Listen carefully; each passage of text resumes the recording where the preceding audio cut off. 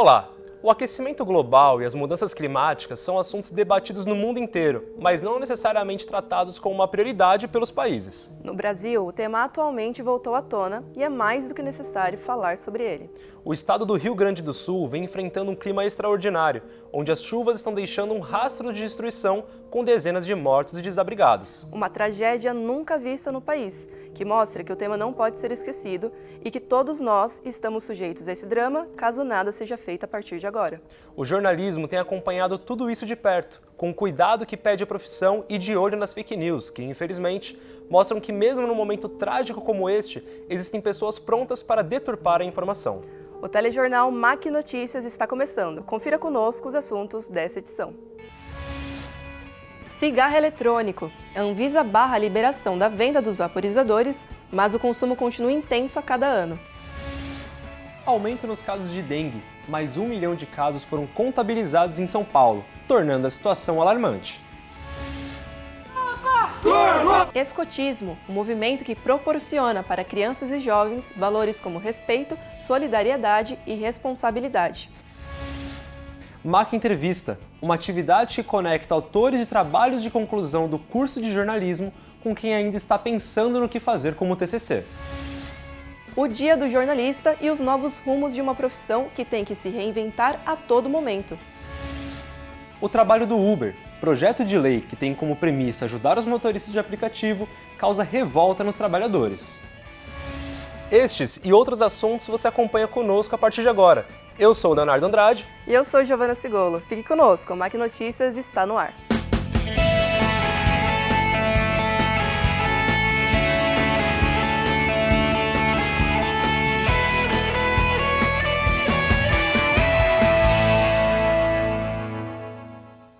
O MAC Notícias começa com um assunto sério que envolve diretamente a saúde dos jovens, o cigarro eletrônico. No último mês, órgãos nacionais e internacionais voltaram a discutir e conscientizar sobre o aumento do uso de vaporizadores. A praticidade, a presença nas festas e uma maior aceitação social do vape faz com que o consumo se torne cada vez mais alto, principalmente entre os mais jovens. Na direção contrária, profissionais da saúde apresentam preocupações, já que não há fiscalização na produção dos dispositivos, além da falta de conhecimento sobre as consequências da utilização. Devido a essas incertezas, muitos países, como o Brasil, optaram por proibir a venda. O MAC Notícias aborda o consumo, a venda e os efeitos dos vaporizadores na população mais jovem. A reportagem é de Luísa de Castro. De acordo com uma pesquisa feita pelo IPEC, o Instituto de Inteligência e Pesquisa, a popularidade do cigarro eletrônico cresceu em 600% em 6 anos. Também conhecido como vape, pod ou até mesmo caneta, o dispositivo pode chegar a conter 2.000 substâncias diferentes, além da nicotina, e esquentar cerca de 300 graus durante a utilização. Segundo a médica Fernanda Benatti, especialista em clínica geral, o cigarro eletrônico é o caminho para outros vícios. A grande preocupação é que o vape é uma porta de entrada para vícios em geral, né? Então, a gente sabe que naqueles liquidozinhos, muitos têm nicotina, e nicotina é altamente viciante, ainda mais na forma líquida. A nicotina funciona como a nicotina do cigarro, ela dá uma sensação de bem-estar e prazer, e isso é o que faz a pessoa continuar, e ela é altamente viciante, então cada vez você precisa mais, você quer mais dela. Mas a gente tem diversas outras substâncias, muitas que a gente não tem ideia do que são. A Agência Nacional de Vigilância Sanitária, a Anvisa, votou sobre a liberação da venda e consumo dos cigarros eletrônicos no Brasil. O órgão, de forma unânime, decidiu que continuaria proibindo o comércio. Apesar da proibição, o acesso aos produtos é facilitado através de comerciantes ilegais, que utilizam de grupos no WhatsApp e redes sociais para fazerem o marketing do cigarro. Ou seja, mesmo com todos os alertas à saúde, o discurso de consequências menos relevantes ao longo prazo, junto ao design e o sabor, conquistam cerca de 3 milhões de jovens adultos no Brasil. Esse número é muito diferente de 2018, por exemplo, ano que, de acordo com o IPEC, foram registrados 500 mil fumantes de cigarro eletrônico. O fácil acesso ao aparelho também é uma característica muito convidativa, por não gerar fumaça ou cheiro forte. O uso do cigarro eletrônico pode passar despercebido em lugares fechados, além de estar sempre acessível para o uso. Lucas Monteiro, de 22 anos, é jornalista e narrador de jogos e utiliza o cigarro eletrônico desde 2022. Eu comecei a fumar porque eu geralmente fumava tabaco e o consumo do pod é muito mais fácil e prático. Então, como eu posso fumar em diferentes ambientes sem ficar com nenhum cheiro, eu prefiro fumar o pod do que o tabaco hoje. Nada mais é do que a reprodução do que sempre aconteceu, né? Quando lançaram o cigarro lá, nem sei, acho que há uns 100 anos atrás, foi o mesmo movimento, né? Venderam como algo bacana, algo saudável, os jovens, aquilo pulverizou no meio dos jovens, e o vape fez a mesma coisa. Então é realmente muito preocupante o número de pessoas que estão usando e a velocidade com que ele alastra. A maioria dos cigarros eletrônicos possui nicotina na sua composição, um aditivo altamente viciante. Parar com o hábito de fumar pode ser um desafio. Além da composição química, a ação está inserida na rotina dos fumantes. Maria Eduarda Rondó, de 22 anos, está sem fumar há 4 meses. Em janeiro desse ano eu percebi que estava me fazendo muito mal, não estava muito bem, estava caindo minha pressão. E aí eu achei melhor parar, tudo que envolve nicotina, né? O pod, tabaco, tudo, eu achei melhor parar. Fora que o pod, principalmente, a gente não sabe quais são os efeitos colaterais dele daqui a uns anos, né? Então, tipo assim, posso ter água no pulmão, não vou saber.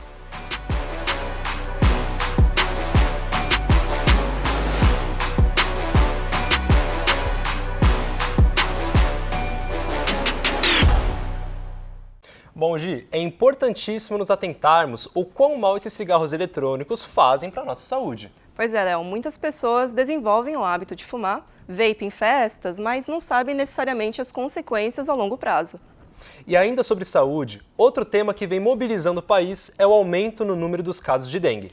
A situação é alarmante. Só no estado de São Paulo já foram contabilizados mais de 1 milhão de casos. A repórter Fernanda Falcon traz mais informações sobre o assunto. Garrafas, embalagens descartáveis, latas, pneus e plásticos. Se algum desses objetos acumular água parada por muito tempo, eles serão lugares propícios para a reprodução do mosquito da dengue. O Brasil já ultrapassou a marca de 2.000 mortos, sendo registrado mais de 4 milhões de casos. Minas Gerais é o estado com maior número de casos prováveis, mais de 1 milhão, seguido do Paraná, com 426 mil. São Paulo tem o maior número de pessoas mortas, cerca de 550. Em 2024, estamos tendo um maior período de calor e mais chuvas, ocasionando em uma maior reprodução do mosquito da dengue.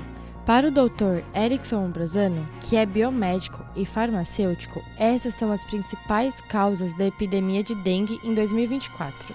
O que a gente tem sentido neste ano, por conta do clima, né, que houve mais tempo de calor e mais tempo de chuva, então a gente tem muita umidade, tem muito lugar para o mosquito se reproduzir.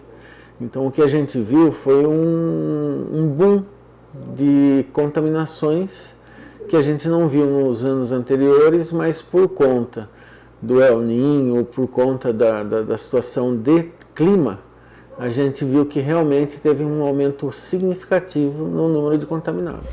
A primeira vacina da dengue foi aprovada em 2015, a Dengvaxia, mas ficou disponível apenas nas clínicas particulares.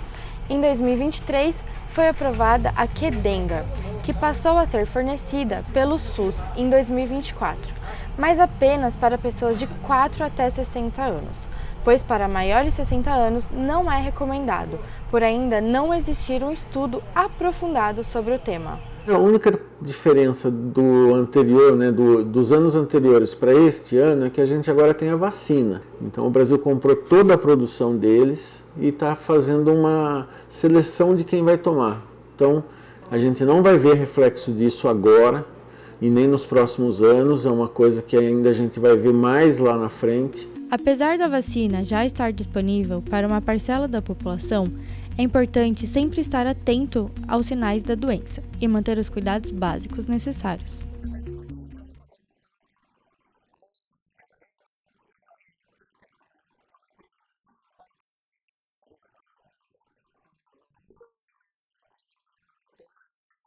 Para Renata Shibata, também biomédica, Dentro dos laboratórios, foi possível ver o número de casos da dengue aumentando já há um bom tempo, mas sem a repercussão midiática que ocorre atualmente. A dengue ela começou a positivar um pouco antes do período que ela positivava. Então, em dezembro, a gente já estava com casos positivos um pouco maior do que se dá normalmente no mês de dezembro.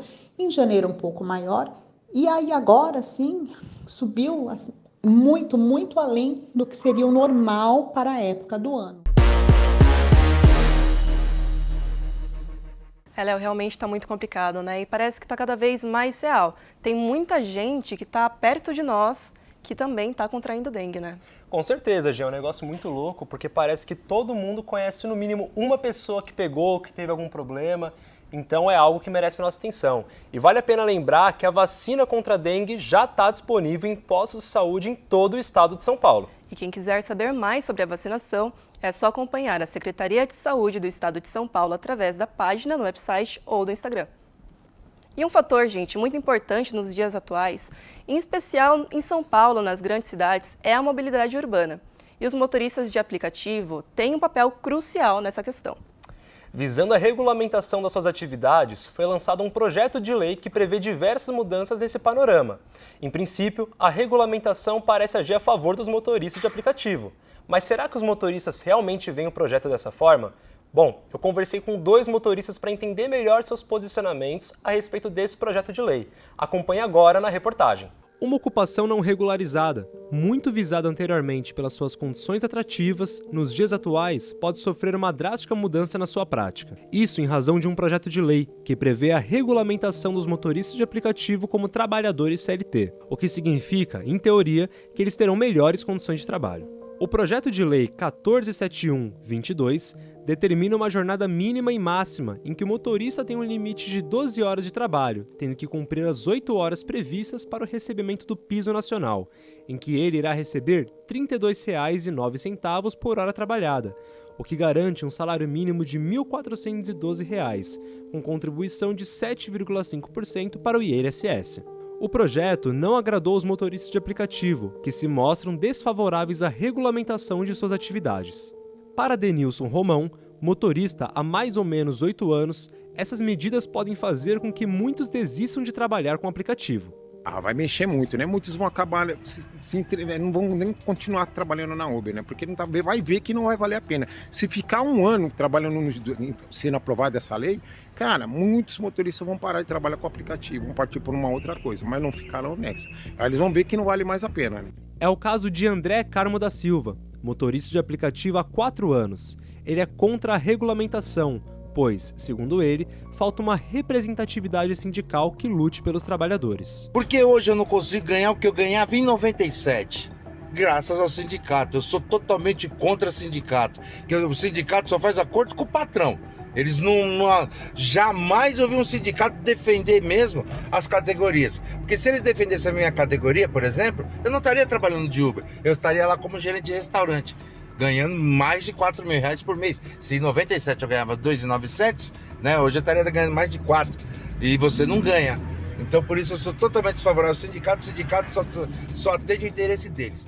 Por mais que muitos motoristas relatem rotinas com exaustivas horas de trabalho, alto custo com manutenção dos carros e aumento da instabilidade financeira, eles têm receio de que a mudança possa abrir brecha para que as empresas diminuam os valores repassados pelas corridas.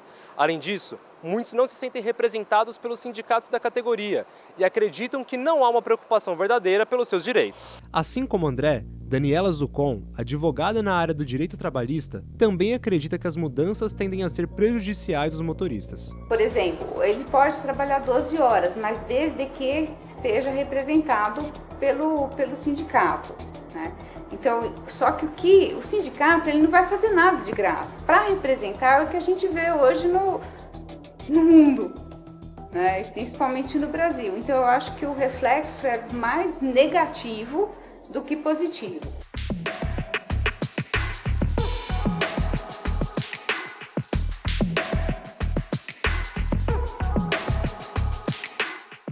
E bom, Gi, como nós tentamos apresentar um pouco na reportagem, é um debate super válido, já que é uma atividade que movimenta cerca de 0,4% do PIB brasileiro. Pois é, Léo, inclusive existe um termo chamado Uber Economy, que destaca o tamanho que tem no mercado global. E falando em economia, o MAC Notícias traz uma análise dos gráficos do dólar, do euro e o índice do Bovespa nos últimos 6 meses. O comentário é de Fernando Bertrand. Nos últimos 6 meses, o dólar teve um aumento de 3,15% e que vinha com uma variação de novembro até o começo de fevereiro, quando começou a crescer rapidamente, alcançando o pico de R$ 5,28.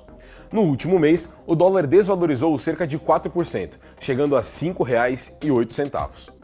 Já o euro teve uma valorização de 3,60% nos últimos 6 meses. A variação do euro foi muito grande de novembro até o começo de abril, com alguns dias mais altos que outros, porém, em um panorama geral, se manteve estável. Na metade de abril, o euro teve um pico, chegando aos seus R$ 5,59. No último mês, o euro valorizou 0,44%, chegando aos R$ 5,45. O índice do Ibovespa não é medido por reais, e sim por pontos. Nos últimos 6 meses, o índice do Ibovespa teve uma valorização de 8,78%. No final do ano passado, tivemos um pico do Ibovespa, passando de 119.176,67 pontos para 134.193,72 pontos no dia 27 de dezembro, que veio seguido de uma queda constante até o dia 22 de janeiro, batendo a margem dos 127 mil pontos. E desde então, se manteve com uma variação constante, e valorizando 2,27% até o momento. E daqui a pouco você vai conhecer o movimento escoteiro de perto. E ainda um balanço do que está acontecendo no mundo, no futebol e um pouco dos bastidores do curso de jornalismo. O MAC Notícias volta já.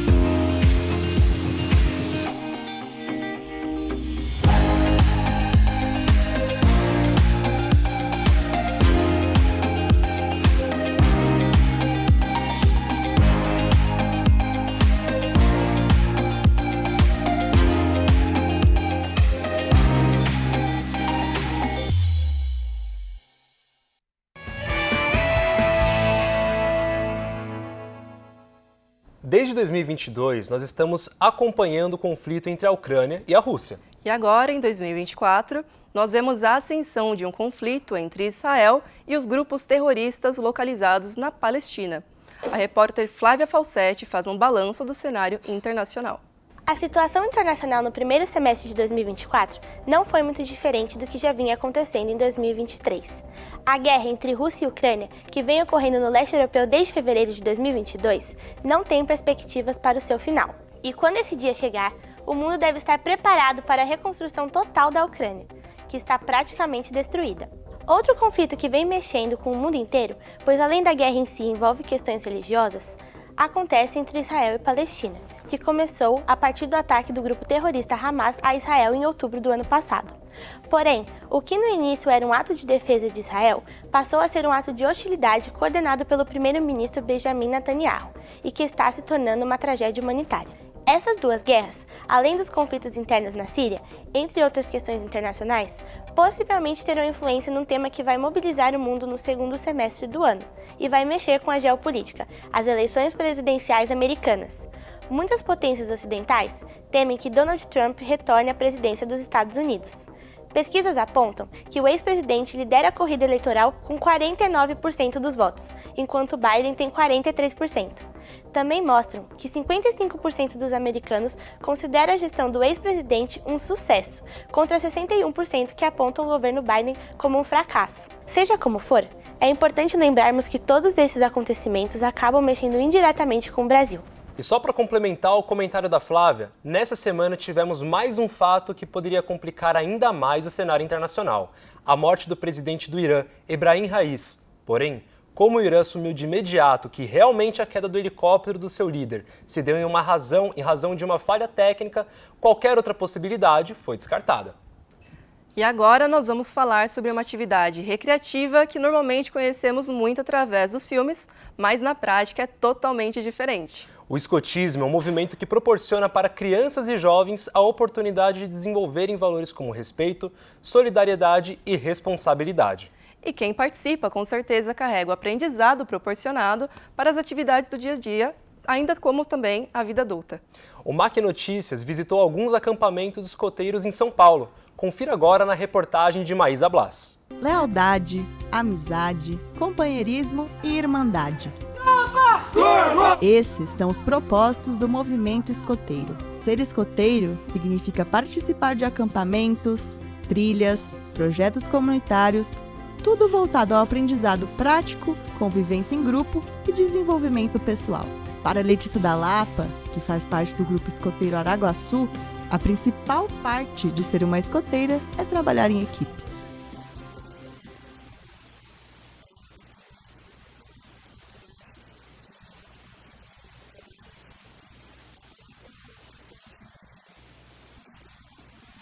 Os escoteiros realizam o ritual da passagem do ramo, assim que atingem a idade limite do seu ramo atual. É praticamente uma transição entre a faixa etária. Durante a cerimônia, os jovens são recebidos na nova seção, reafirmando o seu compromisso com os valores.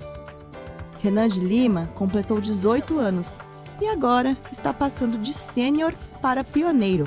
A sua experiência de passagem de ramo é muito significativa.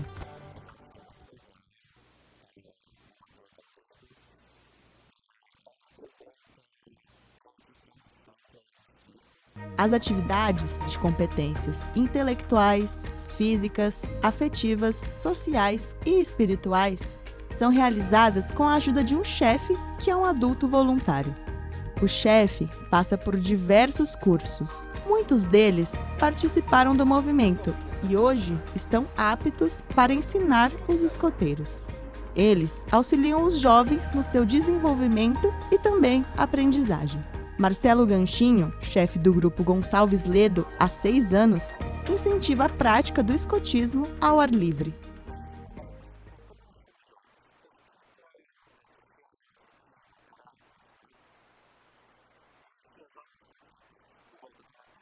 Uma das atividades que os escoteiros praticam é como identificar os diferentes tipos de nós. Victor Moura já aprendeu como esses nós funcionam e onde aplicá-los.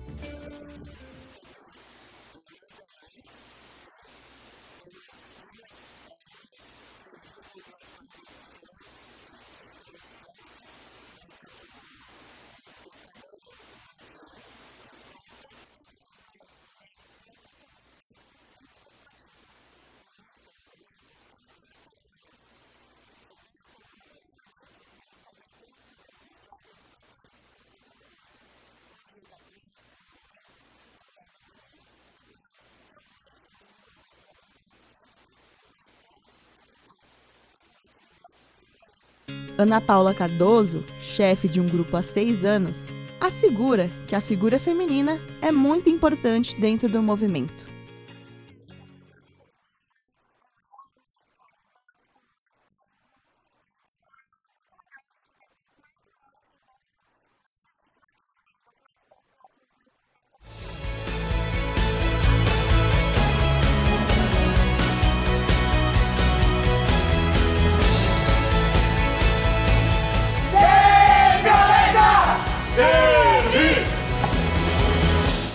Esse ano, nós estamos tendo o privilégio de assistir muitos filmes internacionais com a participação de atores brasileiros. Entre eles, o mais falado no momento é o ator Wagner Moura, protagonista do filme Guerra Civil. Acompanhe esta e outras dicas culturais com a repórter Ana Luísa Martins. Nos últimos meses, o Brasil tem tido um papel importante no cenário cultural internacional, inserindo grandes talentos nos olhos do público gringo. A participação de Wagner Moura no elenco de Guerra Civil, filme estadunidense, é um grande exemplo. Levando o nome da dramaturgia brasileira para o mundo, ele interpreta o jornalista Joel, que trabalha na cobertura de uma guerra civil que explode nos Estados Unidos. Já no ramo da música, a cantora Anitta lançou seu 6º álbum de estúdio, o Funk Generation. Ele conta com 15 faixas, em inglês, espanhol e português, além da participação de artistas renomados internacionalmente, como Sam Smith e Bad Gal. O mês de maio começou intenso para os brasileiros. A rainha do pop, Madonna, deu um show gratuito no Rio de Janeiro, com a presença de artistas brasileiras, como Pablo Vittar e a própria Anitta. A cultura segue tendo um impacto muito grande na economia brasileira. De acordo com o governo do Rio de Janeiro, o show de Madonna na praia de Copacabana movimentou cerca de 300 milhões de reais na economia do Rio.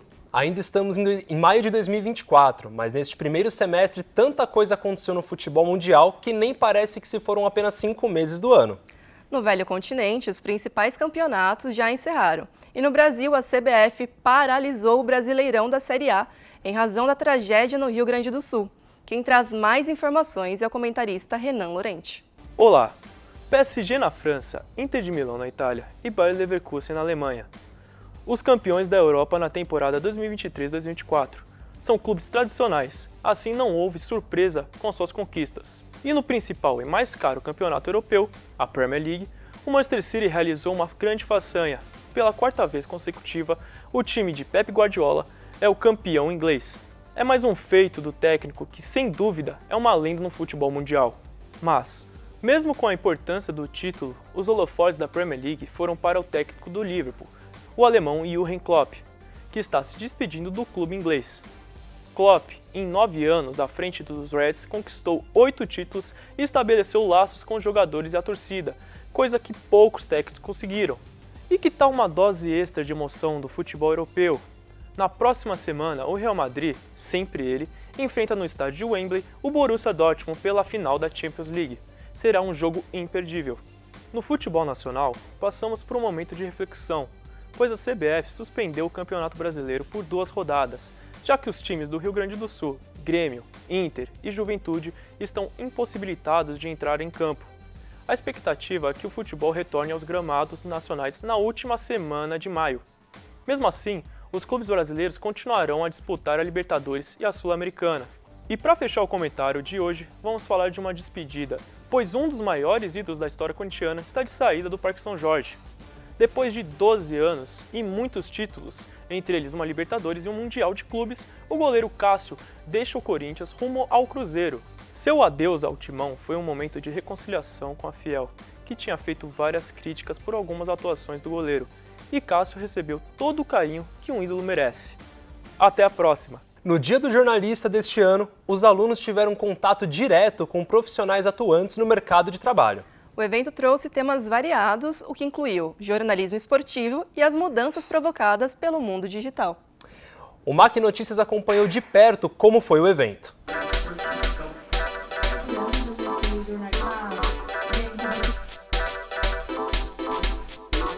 Como é tradição no curso de jornalismo, o Centro de Comunicação e Letras realizou no primeiro semestre de 2024 um dia inteiro de atividades para comemorar o Dia do Jornalista. O evento contou com a participação de diversos jornalistas, como Breiler Pires, Eric Stefânia e Vinícius Carrilho. Eles dividiram suas experiências e trocaram ideias com os alunos sobre o mercado de trabalho no esporte e no entretenimento. Eu vejo que é uma oportunidade realmente única de ter essa troca e principalmente pelas perguntas a gente consegue sentir quais são as aflições, se identificar com elas, principalmente no começo de carreira. Então foi muito legal mais uma vez estar aqui no Mackenzie para trocar essas ideias com os alunos. Comecei em 2006, né, minha carreira no jornalismo, e de lá para cá as coisas mudaram muito. Então eu entendo assim essa ânsia, né, de ser inserido no mercado de trabalho. Afinal, a gente está aqui para isso. Para mim é uma honra, na verdade, poder falar com a molecada que está vindo, poder mostrar um pouquinho do que é a realidade da nossa profissão, mostrar as dificuldades, as coisas boas, as ruins. As novas formas do fazer jornalismo, as ferramentas utilizadas e as diversas plataformas digitais também foram assuntos abordados no evento. Glória Vanik e Fábio Turci, jornalistas que trabalharam durante muitos anos na TV Globo e que agora atuam em outras áreas da comunicação, deram dicas para os estudantes sobre esse novo mundo do jornalismo. Abram a cabeça. Não fiquem só com aquela cabeça de redação. Existe um mundo muito maior aí fora, com várias propostas, com várias tecnologias. Você pode ser a sua própria emissora, né? Tudo depende de como você vai utilizar a ferramenta. As ferramentas estão aí.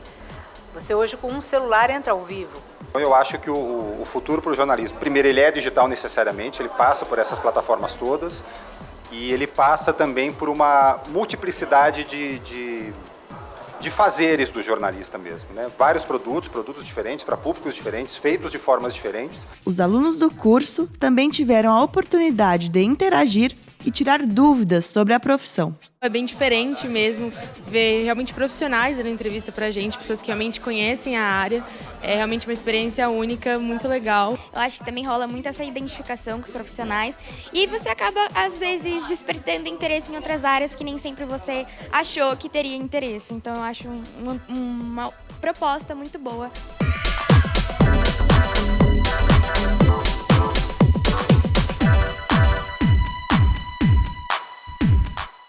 Bem, nós já estamos caminhando para o final dessa edição do nosso telejornal. E para fechar, nós vamos apresentar um trabalho elaborado pela nossa turma do 5º semestre. Nele, nós tivemos a oportunidade de produzir, conduzir e editar o programa MAC Entrevistas, que conecta um ex-aluno que elaborou o trabalho de conclusão de curso conosco, que ainda estamos na busca por um tema de TCC. E nós preparamos uma reportagem muito especial sobre esse dia.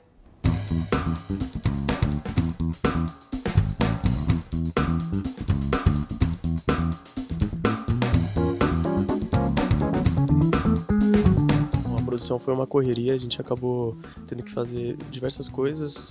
São por trás das câmeras você acaba não percebendo que são diversas etapas para você acabar concluindo uma coisa que teoricamente você acha que é simples, que é uma entrevista, mas são diversas etapas para ser feitas. Eu acho que logo no 5º semestre, assim, é muito bom ter esse contato logo no começo do 5º semestre, porque daqui a pouco já é a gente, né, produzindo o TCC.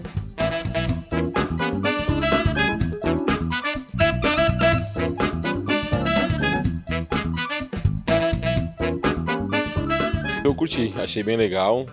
Eu atuei aí na área que eu já quero atuar profissionalmente, né, que é apresentando. Por mais que tivemos muitos problemas com a leitura do TP. Um mundo novo, que é a produção audiovisual, onde tem diversas funções e se uma dessas funções não estiver realmente colaborando, não vai dar para ir para frente com a gravação. Olha, de verdade, foi muito gostoso poder ser apresentador junto com a Júlia. É um negócio que eu já gosto muito de fazer. A gente vê como que funciona a produção por trás de um programa, como que funciona tudo certinho. E também a nossa turma se ajudou muito. É uma sensação muito legal, porque você fica uns meses fora da faculdade, você já esquece como que é o ambiente. Foi muito emocionante. Há 2 anos eu fiz uma MAC Entrevista, eu participei dessa oficina entrevistando uma ex-aluna e eu acho que estar aqui do outro lado hoje é bem simbólico nesse momento da minha trajetória acadêmica que se encerra. Mas acho que o que mais muda é dentro da gente, tipo assim, você olha e fala, caramba, agora eu sou jornalista, agora é pra valer. E meu muito obrigado a você que nos acompanhou nesse MAC Entrevista. Até o próximo programa. Bem, Léo, realmente foi um dia muito especial e eu queria saber de você. Você já tem ideia do seu trabalho de conclusão? Giz, tem uma coisa que eu mudei ao longo do curso, foi o tema do meu TCC, mas essa experiência com o MAC Entrevista foi maravilhosa e me ajudou muito. Você já tem ideia do seu? Olha, é aquilo, né? A gente fica andando entre uma e a outra, mas eu acho legal a gente já pensar no orientador, né? Exatamente, maravilha. E o MAC Notícias termina por aqui. Seguimos aprendendo e trabalhando para fazer um jornalismo de qualidade em meio a tantos desafios que ainda nos aguardam em 2024. Nós queremos agradecer a todos que fizeram este programa acontecer, em especial os nossos colegas da turma 511 e a equipe do NPDA. Muito obrigada e até o próximo semestre.